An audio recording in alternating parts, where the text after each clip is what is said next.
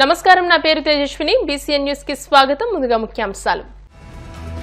మహారాష్ట్రలో AP deputy CM Pawan ఎన్నికల ప్రచారం. రాష్ట్ర సంస్కృతి మరాఠీ భాషను రక్షించుకోవాలంటే మహాయుతి కూటమిని గెలిపించుకోవాలని పిలుపు.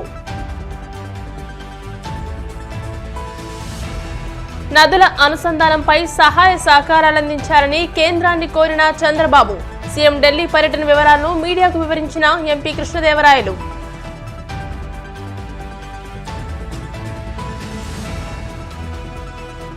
చంద్రబాబు పాలనలో రాయలసీమకు అంతులేని అన్యాయం జరుగుతుంది. కడప జిల్లా వైసీపీ అధ్యక్షుడు పి రవీంద్రనాథ్ రెడ్డి ఆవేదన.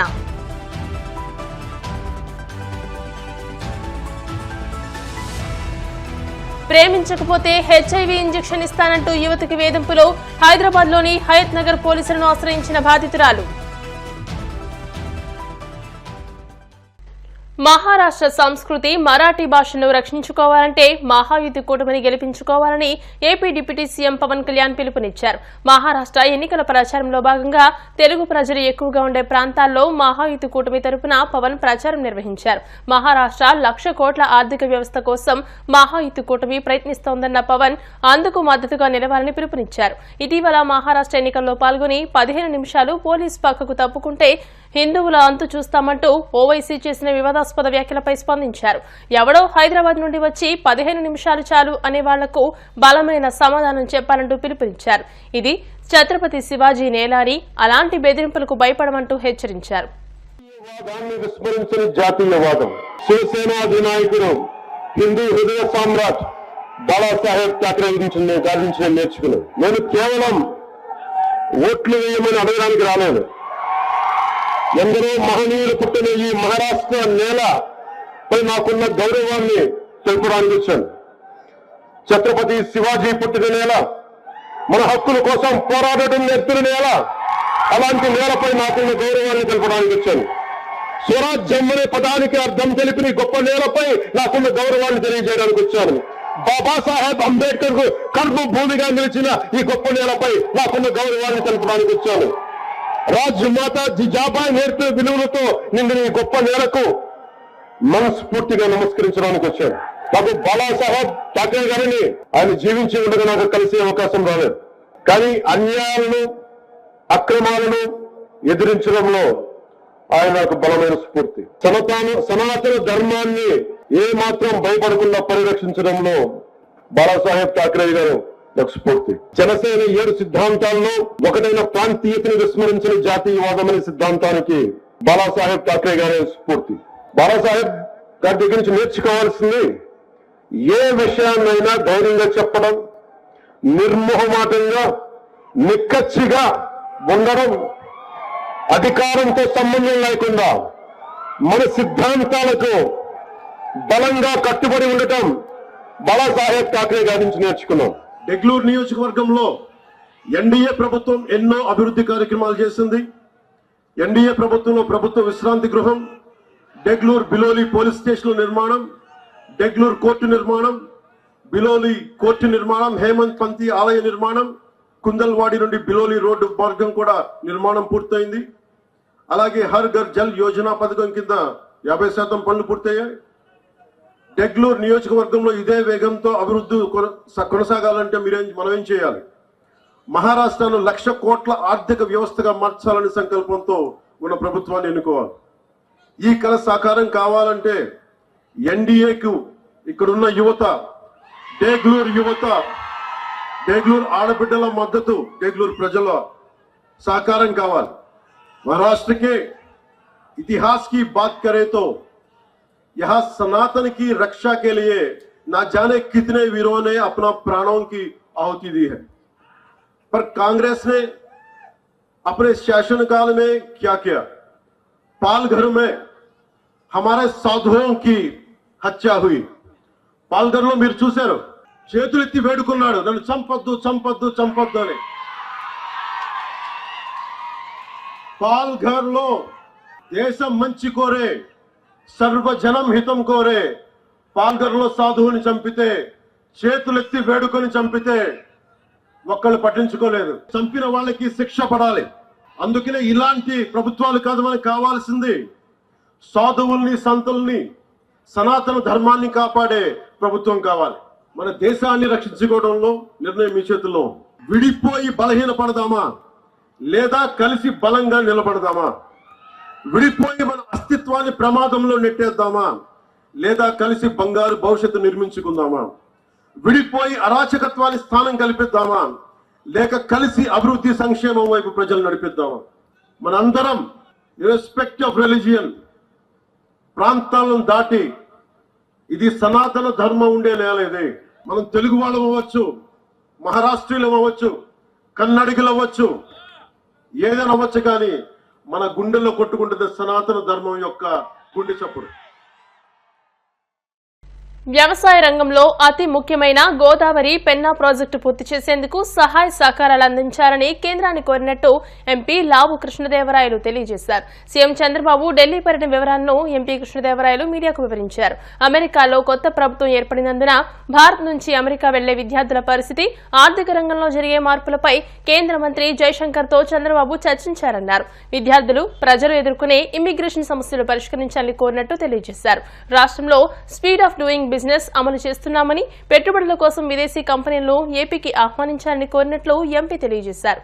ఇంటర్లింకింగ్ ద్వారా 2 నదుల్ని అనుసంధానం ద్వారా కొన్ని లక్షల ఎకరాలకి సాగునీరు, మరీ ముఖ్యంగా ఏదైతే వెనకబడ్డ ప్రకాశం జిల్లా అయితే కానీ, వెనకబడ్డ రాయలసీమ అయితే కానీ, ఈ ప్రాంతాలన్నిటికీ కూడా నీరు అందించాలంటే ఈ 2 నదుల్ని కూడా అనుసంధానిస్తేనే అవుతుందనే ఉద్దేశంతో ఈ ప్రాజెక్టు గురించి కేంద్ర వైపు నుంచి సహాయ సహకారాలు అందించాలని చెప్పి కేంద్ర మంత్రి నిర్మలా సీతారామన్ గారిని ముఖ్యమంత్రి గారు కోరడం జరిగింది. ఈ రెండింటి గురించి కూడా ఈరోజు మీటింగ్లో ప్రధానంగా చర్చించడం జరిగింది. అలాగే మరొక కేంద్ర మంత్రి గారు జయశంకర్ గారితో, ఎక్స్టర్నల్ అఫైర్స్ కేంద్ర మంత్రి గారితో కూడా ఈరోజు ముఖ్యమంత్రి గారు కలవడం జరిగింది. సమావేశంలో ముఖ్యంగా చర్చకు వచ్చినవి, సరే ఈ మధ్య అమెరికాలో ఏదైతే కొత్తగా ఫామ్ అయిందో దానివల్ల ఇండియా పైన, ఇండియన్ ఎకానమీ పైన ఏ విధమైన మార్పులు చేర్పులు జరుగుతాయని, అలాగే ఇక్కడ ఇండియా నుంచి వెళ్ళే స్టూడెంట్స్కి ఏ విధంగా ఉంటుంది అని చెప్పి, అక్కడ అమెరికా వెళ్ళే వారికి ఏ విధంగా ఉంటుంది. ఎందుకంటే మనందరికీ తెలిసిందే, ఆంధ్ర రాష్ట్రం నుంచి ప్రతి సంవత్సరం కూడా కొన్ని వేల మంది స్టూడెంట్స్ అక్కడికి వెళ్తూ ఉన్నారు, అక్కడ బాగా చదువుకుంటున్నారు, బాగా సెటిల్ అవుతూ ఉన్నారు. వారికి ఏ విధంగా ఉండబోతా ఉన్నదని కూడా మాట్లాడటం జరిగింది. వీటన్నిటితో పాటుగా ఎకానమీ పరంగా ఏ విధంగా మార్పులు చేర్పులు జరగబోతూ ఉన్నాయి, ఇండియా, భారతదేశం మనం ఏ విధంగా ప్రముఖ పాత్ర పోషించబోతూ ఉన్నాం, దాంట్లో ఆంధ్రప్రదేశ్ ఏ విధంగా మనం దాన్ని ఏ విధంగా ఉపయోగ చేసుకోవాలి అనే అంశం పైన ఈరోజు జయశంకర్ గారితో మాట్లాడటం జరిగింది. ఏ డెలిగేషన్ వచ్చినా కానీ, ఏ దేశం వాళ్ళు వచ్చినా ఇన్వెస్ట్ చేయడానికి తప్పకుండా మా వైపు మళ్లించండి అని చెప్పి కోరడం జరిగింది. వీటన్నిటితో పాటుగా ఏదైతే కొన్ని ఇమిగ్రేషన్ ఇష్యూస్ మన విద్యార్థులు కానీ, మన ప్రాంతం వారు కానీ ఇబ్బందులు ఎదుర్కొంటా ఉన్నారు, వాటిని కొద్దిగా సరిదిద్దమని, వాటిని కొద్దిగా చక్కదిద్దమని చెప్పి కోరడం జరిగింది. చంద్రబాబు పాలనలో రాయలసీమకు అంతులేని అన్యాయం జరుగుతుందని కడప జిల్లా వైసీపీ అధ్యక్షుడు పి రవీంద్రనాథ్ రెడ్డి ఆవేదన వ్యక్తం చేశారు. ఇంత జరుగుతున్నా కూటమి నేతలు ఎందుకు నోరు మెదపడం లేదని ప్రశ్నించారు. కర్నూలు కేంద్రంగా పనిచేస్తున్న లోకాయుక్త మానవ హక్కుల కమిషన్ను అమరావతికి తరలించేందుకు కూటమి ప్రభుత్వం సిద్దమైన తరుణంలో కూటమి ప్రభుత్వం నిర్ణయంపై రవీంద్రనాథ్ రెడ్డి మీడియాతో మాట్లాడారు. రాయలసీమకు చంద్రబాబు చేస్తున్న అన్యాయంపై కూటమి నేతలు నోరు మెదపాలన్నారు. వైసీపీ తరపున సీమ అభివృద్ధి కోసం కలిసి వచ్చే వారితో ఆందోళనలు చేస్తామన్నారు. టీడీపీని ప్రశ్నిస్తానన్న పవన్ కళ్యాణ్ దీనిపై సమాధానం చెప్పాలని రవీంద్రనాథ్ రెడ్డి డిమాండ్ చేశారు.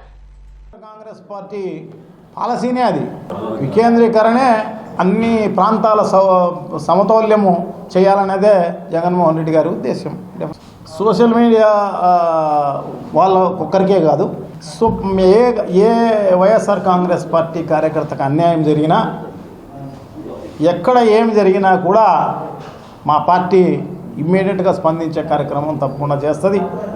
వాళ్లకు తోడు ఉండే కార్యక్రమం జరుగుతుంది. వాళ్లకు అన్ని రకాలుగా ఆదుకునే కార్యక్రమం తప్పకుండా జరుగుతుంది అని చెప్పి తెలియజేసుకుంటున్నాం అన్నమాట.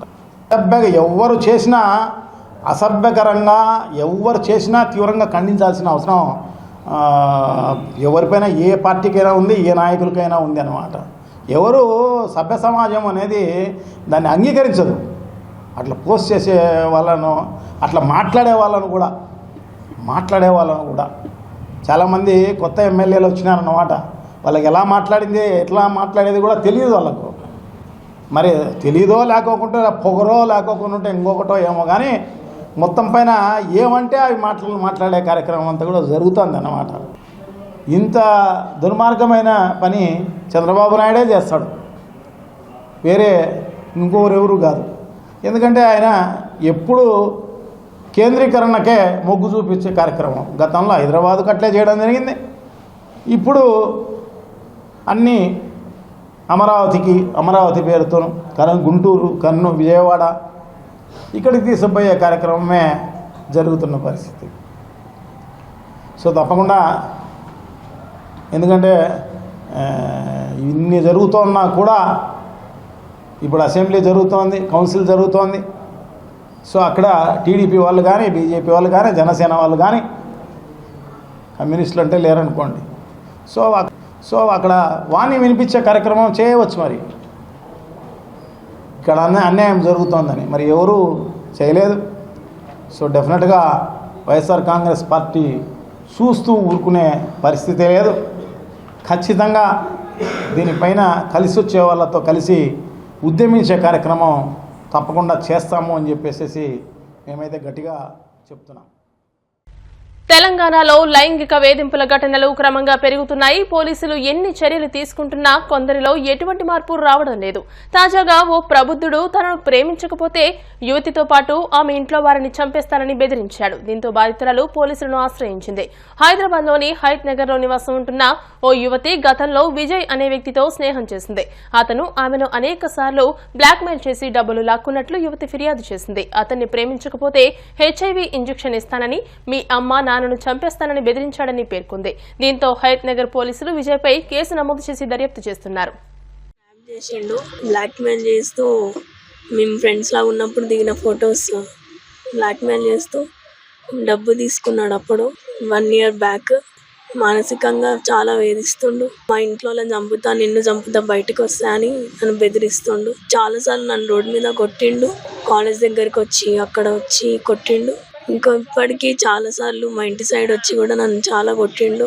నేను ఏమన్నా అంటే, నువ్వేమన్నా నోరు తెరిస్తే నేను చంపేస్తా చూడు, నేను ఈయనే అని చెప్పి నన్ను బ్లాక్మెయిల్ చేస్తుండు. బస్ స్టాప్ లో ఎక్కుతావా, ఇప్పుడు సస్తావా అని చెప్పి నన్ను బెదిరించడం ఇట్లా చేస్తుండు. నాకే నీకు ఎయిడ్స్ ఇంజెక్షన్ ఇచ్చి నేను చంపేస్తా, లైఫ్ లాంగ్ ఇట్లానే బతకాలి నువ్వు అని చెప్పి నన్ను బ్లాక్మెయిల్ చేస్తుండు. అబ్బాయి పేరు విజయ్ కుమార్, నాగార్జున సాగర్ లో. ఇప్పుడు డిగ్రీ అయిపోయింది, ఏం చదవట్లేదు. Sardar Vallabhbhai Patel degree PG college. నాకు బయటికి వెళ్ళాలన్నా, కాలేజ్కి వెళ్ళాలన్నా నాకు భయం వేస్తుంది, ఏం చేస్తాడేమో అని. పేరెంట్స్ లేకుండా నేను బయటికి వెళ్ళలేకపోతున్నా, చదువుకోలేకపోతున్నా, ప్లస్ డిప్రెషన్లోకి వెళ్ళిపోతున్నా. ఎన్డీఏ కూటమి ప్రభుత్వం రైతు సంక్షేమాన్ని ఆశించే ప్రభుత్వమని, రైతులకు ఏ కష్టం వచ్చినా కూడా, నష్టం వచ్చినా కూడా వారిని అన్ని విధాలుగా ఆదుకుంటుందని టీడీపీ రాష్ట్ర అధికార ప్రతినిధి పిఠాపురం మాజీ ఎమ్మెల్యే వర్మ భరోసా ఇచ్చారు. పిఠాపురం నియోజకవర్గం గొల్లప్రోలు మండలం దుర్గాడ, చేబ్రోలు, తాటిపత్తి గ్రామాల్లో వైరస్ సోకి సుమారు 700 ఎకరాల్లో ప్రత్తి, మిర్చి పంటలు దెబ్బతిన్నాయి. ఈ విషయం తెలుసుకున్న వర్మ ఆయా గ్రామాల రైతులతో కలిసి పాడైపోయిన ప్రత్తి, మిర్చి పంటలను పరిశీలించారు.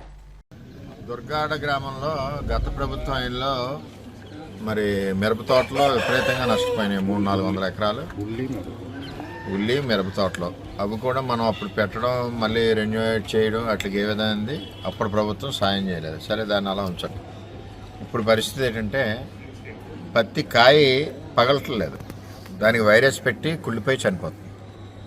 అలాగే మినపచేలో 200 ఎకరం పసుపు కలర్ వచ్చినాయి. విత్తనాలు సప్లై చేసిన విత్తనాలు తేడా. అంచేత వెంటనే తక్షణం వీటిని ఆల్రెడీ నేను కలెక్టర్ గారికి చెప్పి ఇక్కడికి పంపిస్తాను రైతుల్ని. ఆల్రెడీ మొన్న సెరికల్చర్ కూడా ప్రాబ్లం వస్తే సెరికల్చర్ రైతులను కూడా కలెక్టర్ గారి దగ్గర తీసుకెళ్ళాం. తర్వాత షార్ట్అవుట్ చేశారు. ఆ డబ్బులు కూడా కళ్యాణ్ గారు వచ్చినప్పుడు ఇప్పించారు. అంటే నేనేమంటున్నానంటే, ఇప్పుడు ఏదైతే పసుపు మచ్చ వచ్చి ఉన్నాయో అవి, అలాగే పత్తి చేలు ఏదైతే కాయ పగలట్లేదో వీటన్నిటి మీద ఒకసారి అధికారులను రమ్మని చూసి దీని మీద ఏంటన్నది ఆలోచన చేసి రైతులకు ఇబ్బంది లేకుండా పంపించిన విత్తనం తేడా అయితే వాళ్ళ మీద చర్యలు తీసుకుని మళ్ళీ అమౌంట్ వచ్చే విధంగా ప్రయత్నం చేస్తామని చెప్పి తెలియజేస్తాం. దుర్గాడ, చేబ్రోలు, తాటిపత్తి గ్రామాల్లో పత్తి చేలు వైరస్ పెట్టి పగలట్లేదు, కాయ పగలట్లేదు, అంటే పువ్వు ఎడట్లేదు. అలాగే మినప చేలు కూడా ఎక్కువగా దుర్గాడలో పసుపు కలర్ వచ్చిన విత్తనాలు, మిగిలిన గ్రామాల్లో కూడా కొంత వచ్చినాయి. దగ్గర 200 నుంచి 250 ఎకరం ఉంటుంది. పత్తి 400 ఎకరం ఉంటుంది. 400 నుంచి 450 ఎకరం ఉంటుంది. అధికారులను ఇన్స్పెక్షన్ పంపించి ఎన్రోల్మెంట్ చేయాలని చెప్పి నేను కోరుతాను. ఇప్పుడు కాసేపు ప్రకటనలు.